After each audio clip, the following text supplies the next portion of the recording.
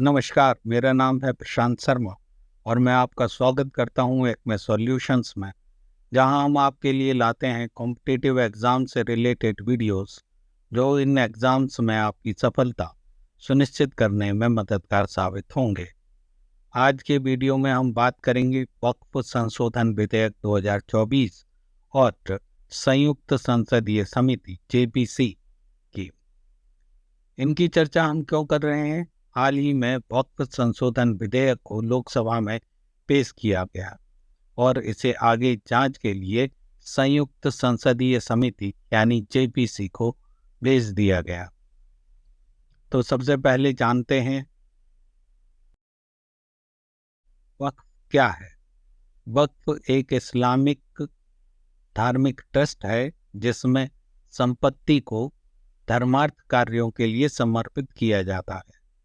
यह अरबी शब्द वक्फा से आया है जिसका अर्थ है ठहरना या रोकना।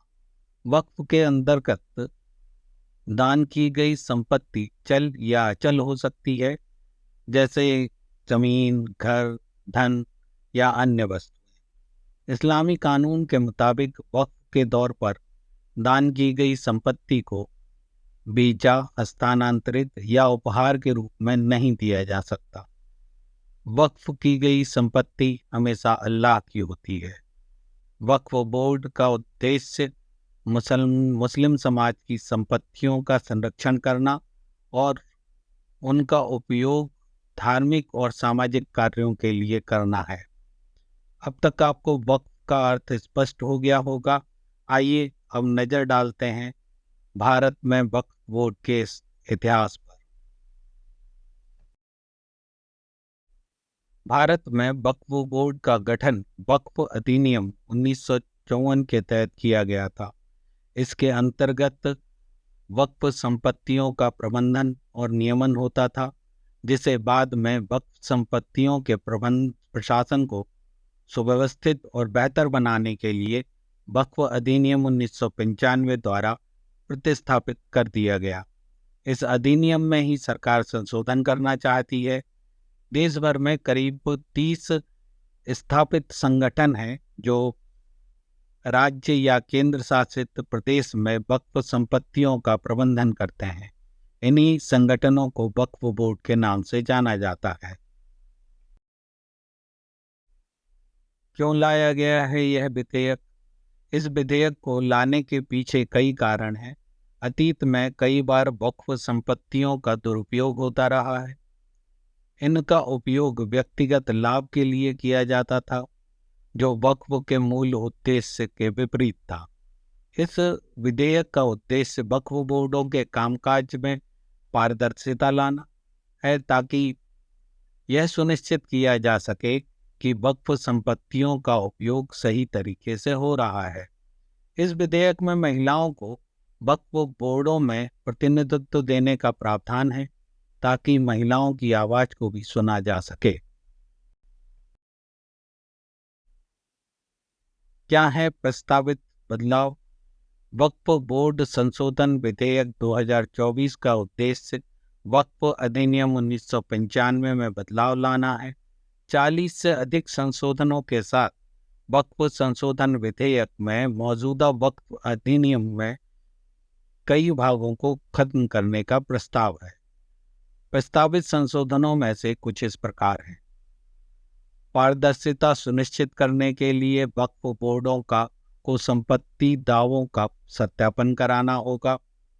वक्फ बोर्डों की संरचना और उनके संचालन के तरीके को संशोधित करने के लिए धारा 9 और 14 में संशोधन किए जाएंगे। इसमें महिलाओं को प्रतिनिधित्व भी शामिल होगा। बोर्डों द्वारा दावा की गई संपत्तियों को विवादों को सुलझाने और दुरुपयोग को रोकने के लिए नई सत्यापन प्रक्रियाओं से गुजरना होगा। उचित प्रबंधन सुनिश्चित करने के लिए जिला मजिस्ट्रेटों को वक्फ संपत्तियों की देखरेख में शामिल किया जा सकता है। ये विधेयक संयुक्त संसदीय समिति यानी जेपीसी को भेजा गया है।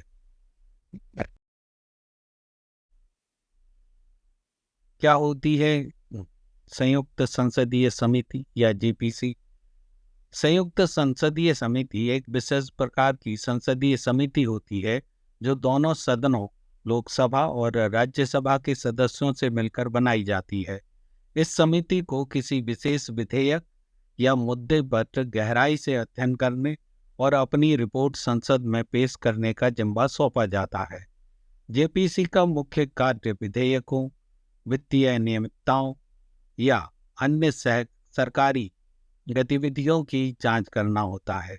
इसके अलावा जेपीसी को यह भी अधिकार होता है कि वह जांच के लिए किसी भी व्यक्ति, संस्था या पक्ष को बुला सकती है और उससे पूछताछ कर सकती है या मुद्दों पर विशेषज्ञों से राय ले सकती है।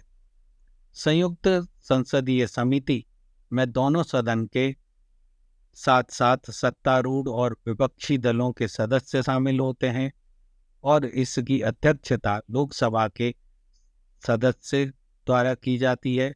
यह लोकसभा का सदस्य लोकसभा अध्यक्ष द्वारा नियुक्त किया जाता है तथा सदस्यों की संख्या की कोई सीमा नहीं निर्धारित की गई है।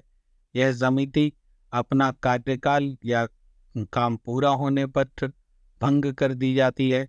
समिति की सिफारिशें केवल सलाहकारी होती हैं और ये सरकार पर बाध्यकारी नहीं है, यानी ये सरकार पर निर्भर है कि वो सिफारिशें स्वीकार करती है या नहीं।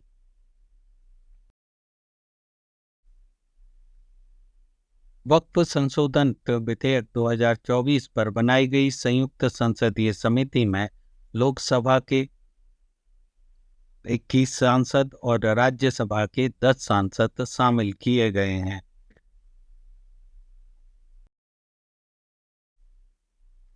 वक्फ संशोधन विधेयक 2024 एक जटिल विषय है जिसका प्रभाव मुस्लिम समुदाय पर पड़ेगा।